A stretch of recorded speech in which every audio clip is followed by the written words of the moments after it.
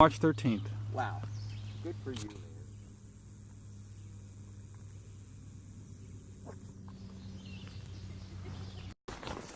I talked to a day hiker and he said there's a 20% chance of rain this afternoon. I'm looking at 11:39 and I'm like 3 miles from the next shelter. I'm hoping I don't get any deja vu like last time where just before I get to the shelter it pours down on me and I'm soaking wet. Let's hope not. Out here.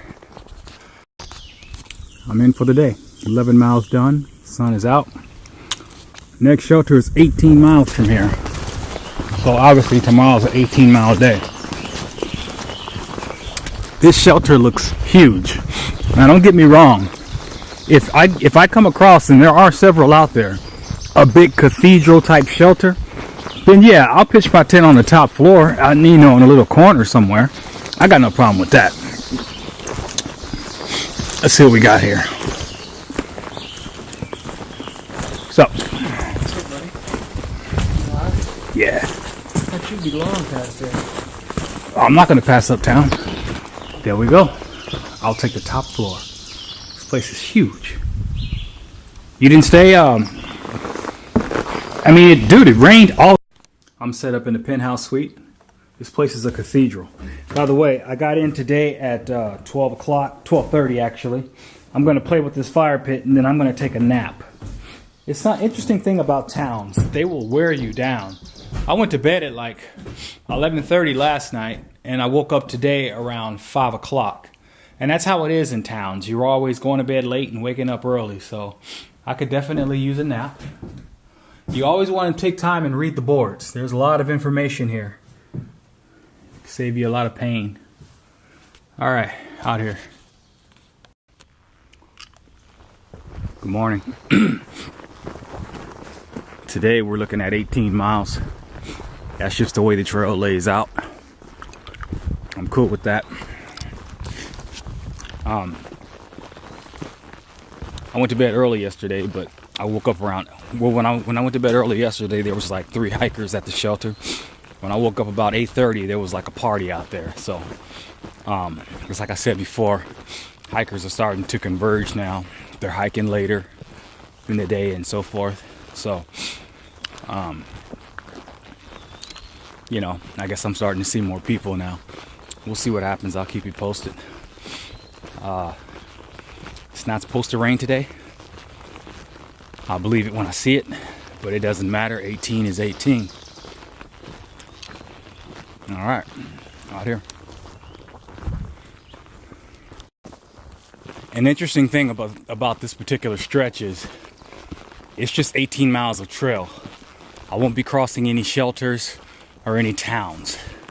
So when I said you really don't have a choice, it's 18. That's exactly what it is. I'm not going to call it a desert. We'll be crossing some roads, I guess. But it's just straight on out. I like to call it a forced road march. But that's what we got out here.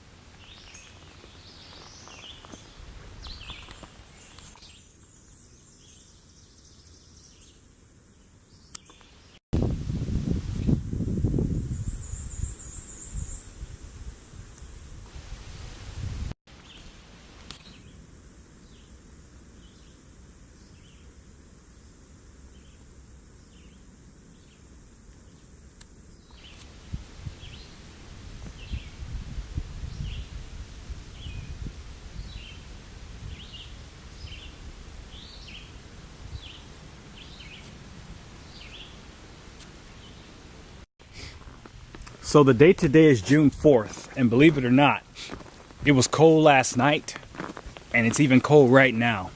If I had to guess, I would give it 55 degrees. I would not take it past 60, but I don't think if it was 60 degrees, I'd be cold right now. Feels like San Francisco. That's just one more thing about this season. It's just so cold. There is one good drawback though. The cold weather keeps the bugs at bay. The mosquitoes haven't been half as bad as they normally are, and the regular bugs aren't so bad either. But I still try to make a fire to try, keep the smoke up to keep the bugs away. So I guess that is a compromise. And as much as I like the heat, I mean, there ain't nothing worse than hiking and being all pasty. Because then when the bugs touch you, they stick to you, to that layer of sweat. But I'd still rather burn than freeze, and I'd still rather burn than get wet. So, I mean, if you got to do 18 miles, I guess this weather isn't bad. But just so you know, this isn't the proper season. But as you can see, it's green. You may as well call it summer. If there's a tree out here that hasn't blossomed yet, it's because it's dead. So this changes everything, it helps your mood as well. When the sun is out, the green reflects the light, and you just feel like, it's great to be alive, it's nice to be outdoors. Anyway, out here. I started carrying a chessboard back in the day, around early 2000s, I guess. Maybe 2005 is when I started. But at the same time, I didn't have a smartphone. Nowadays, I find myself playing on my phone, chess.com, because it's a free app at the Apple Store. And I can count probably on one hand. I can count on two hands how many chess games I've played since I've been out here. So what I'm thinking is I'm going to donate the chessboard at a shelter and just continue to play on my phone. Because I have found out one thing. Usually when you go to hostels and bed and breakfasts, they have their own games there. And if I'm not playing chess, I'm playing Scrabble. I mean, those are my games, chess and Scrabble. And they usually have both games there at the hostel itself. So I'm thinking, shave a few more ounces off and just continue to just play on my phone like I usually do. Because most people, I'm not bragging, but I'm a pretty good chess player. And when you ask who wants to play chess, what you'll get is, I'm not the best, so I don't even go there. I want a gladiator if I'm going to whip out that board. And so since the likelihood of finding, let me put it this way. Okay, I can use that. Since the likelihood of finding a good chess player that wants to play chess after hiking, say, 10, 20 miles is slim to none, it'll probably be, which is why I haven't been playing. I mean, I've been just as wore out as the next person. The last thing you want to do is when you get to a shelter, you don't have enough blood in your brain to like, hey, let's play chess. And now that you're further north and you're doing big miles, it's just not practical anymore. I'd rather take a nap, to be honest with you. I did yesterday. So I'm thinking I'm just going to leave the chessboard behind and continue to play on my phone. And if anybody's carrying a smartphone and it's an iPhone, I recommend just simply chess.com. You can find it by going to the App Store in your iPhone and just typing in chess.com. They're pretty good. I've been through a lot of them trying to find the best one, and that one right there is okay because you're not playing the computer. You're literally playing other people online. So, out here. By the way, I noticed a trend this year alone because I've never heard of it until this year. But there are people actually hiking the trail that's not even carrying water. Their attitude is water weighs too much, and besides that, there's water on the trail. That, hike your own hike, I get that, but between you and me, that is not recommended. I mean, water is more than water out here. Water is medicine, period. You see this right here? I'm sipping 24/7, whether I'm thirsty or not. You got to keep your joints lubed. And some of these springs are intermittent. And another thing, even though there's water here, it may not necessarily be good water. All water's not good. I told you I don't carry a filter because I know the difference, but that's not to say that every single water source you come to is good, because it's not. And another thing is, every water source you come to is not necessarily convenient. I mean, like you can go up to like half a mile trying to find water following blue blazes, and that's just not, I don't know, man. It's just you don't want to, it's just not worth it as far as, I don't want to carry the weight. Then put some food away. Throw your stove away. Switch your sleeping bag. Get rid of clothes. The last thing you want to get rid of is water. And think about this. When you slack pack, and I already told you what slack packing means. It's when you leave the bulk of your gear behind when somebody meets you at a predetermined place and you hike. The only thing you take when you slack pack is water. Duh, because it makes sense. Water is that important. So how the hell excuse my language. So how are you going to hike with weight on your back and not take water? I'm sorry, that's just stupid. So I don't recommend it. You got to have the water on you. Like I said, water promotes healing. Water gives you strength. Water is your medicine. Water, water, water. I can speak on it forever. Don't ever hike this trail without water out here.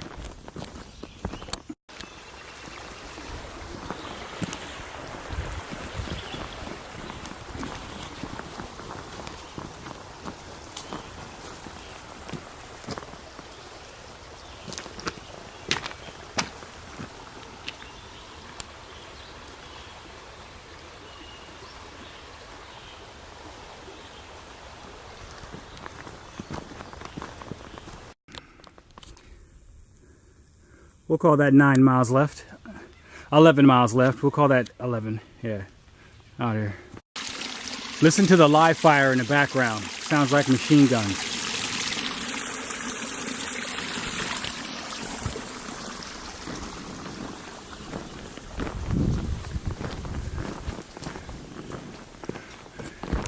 I always hate hearing that because I don't know if I'm downrange or not out here.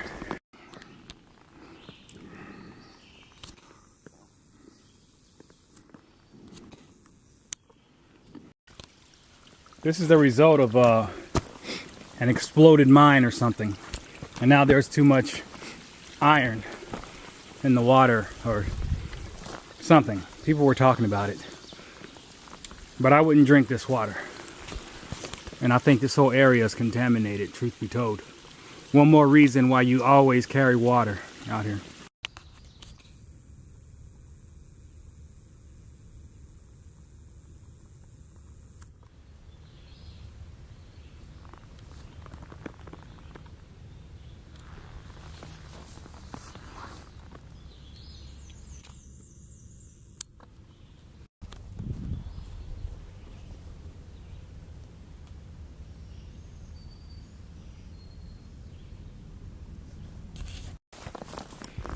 Hikers tend to do a lot of thinking when they're hiking. There's just no way around it.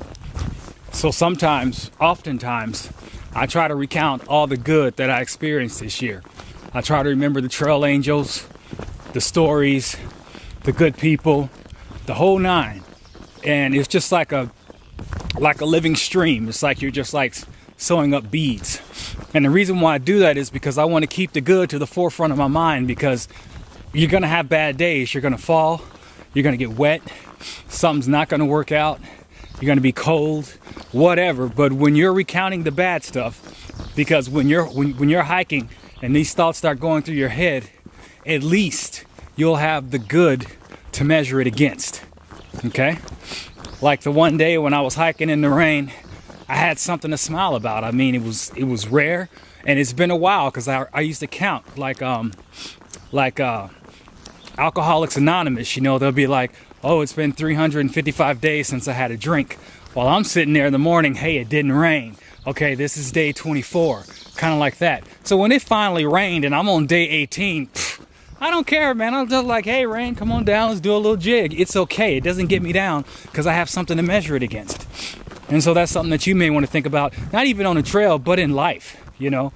Every time you have a good day, if there's something to celebrate in that day, bring it to memory. Recall it and make a habit of doing that. So when you have a bad day and you're sitting there stewing, rolling it over in your head over and over again, at least as I said before, you got something to balance it against. You can be like, yeah, this was a bad day, but you know, I did have some good times with this, and this.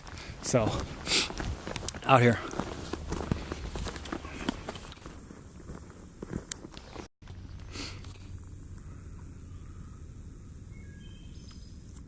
Sea of rocks.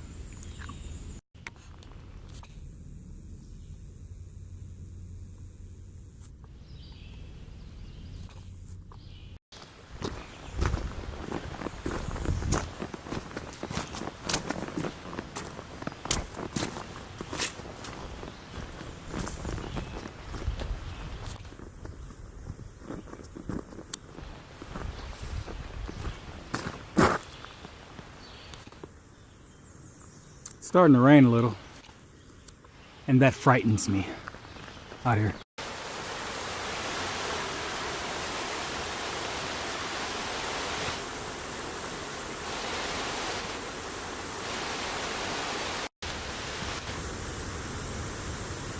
Well, shelter's here. It's 18 miles done.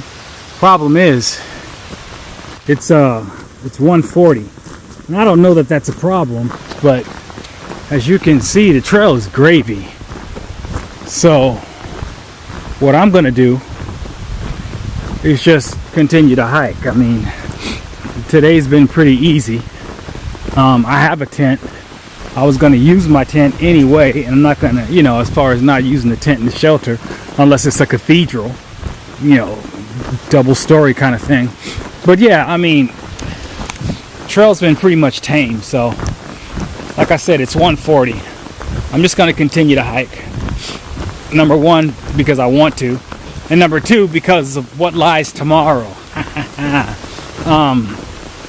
Around 15 miles from here, there's an intersection that's 3.4 miles into town. It's the other town that's called Waynesboro. There's a McDonald's there, a Dollar General. There's everything there. Now, I'm going to go, but I'm not going to stay.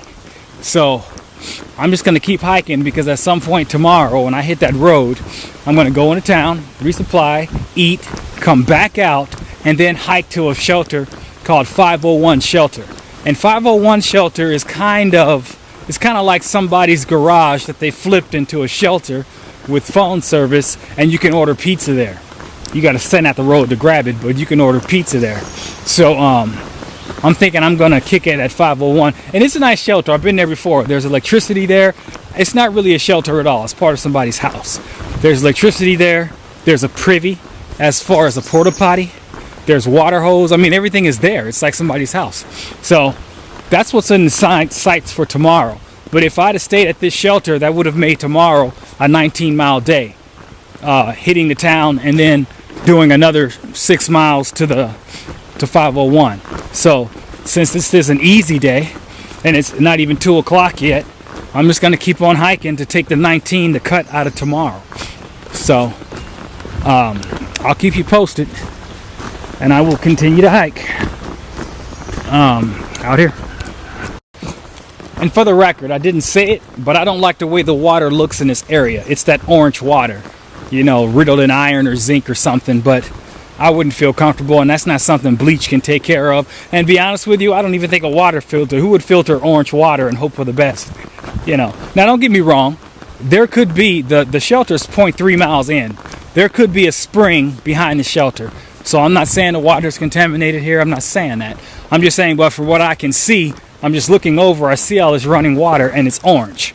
So I'm just going to go ahead and just, you know, like that was also a deciding factor for me to just keep on going. So I got nothing to lose out here. Look at this gravy. Tell you what, you know, I prefer to rise with the sun, you know, and pretty much the birds are going to wake you up anyway. So I pretty much wake up around 5:30, 6 o'clock. And I just hit the road at that point. The good thing about that is simple. Number one, when you get in early. Like I said, it's 140. I knocked out an 18-mile day. I could take a nap. I can do whatever I want. You know, read, do video editing. I like having that kind of time in the day to do what I want, and I'm not rushing. But another thing is, like I said, I got in early. And I can't say I didn't like the shelter, but based on what I'm going to do tomorrow, it was advantageous to me to keep going. And because I started, you know, at a sensible time early, I can do some more miles and still get in at 4 or 5 o'clock, which is a decent time. I looked at the book. 5 miles from the shelter, there's another campsite and opportunity for water, and it's under an underpass. So I'm thinking, that sounds good to me, so we're going to go down here and give it a shot and see what it looks like. If I stop there, then that means today would have been a 23-mile day. It sounds hard, but when you're hiking through stuff like this, it's nothing at all out here.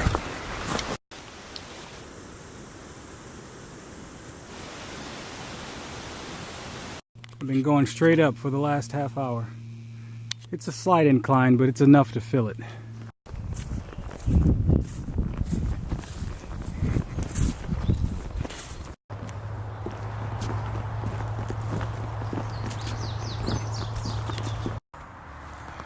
Yeah, I'm at the 23-mile mark. It's 3:30, and I don't know. A passage from Ecclesiastes come to mind in reference to a time for all things under the sun, and I'm thinking it's time for a 32-mile hike. I mean, it's 3:30. I'm 9 miles away from the shelter.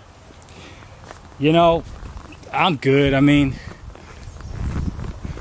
why not, right? So this will be the longest day yet. It may even be 32. I'll do the math when I get to the shelter. 9 miles. There's no reason why I can't do 3 miles an hour in this terrain. I put myself at the shelter at 6 o'clock, as you were, 6:30.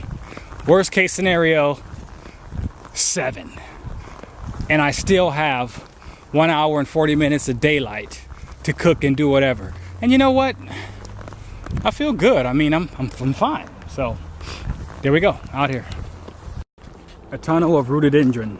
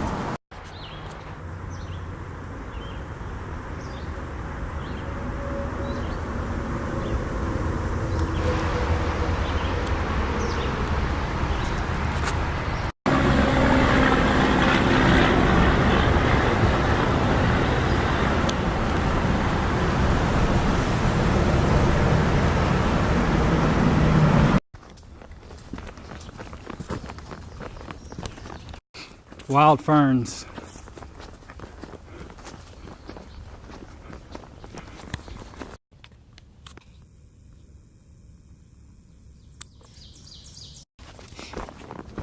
Twelve and a half hours later, and 31.4 miles in, which is my longest day, I'm at the shelter.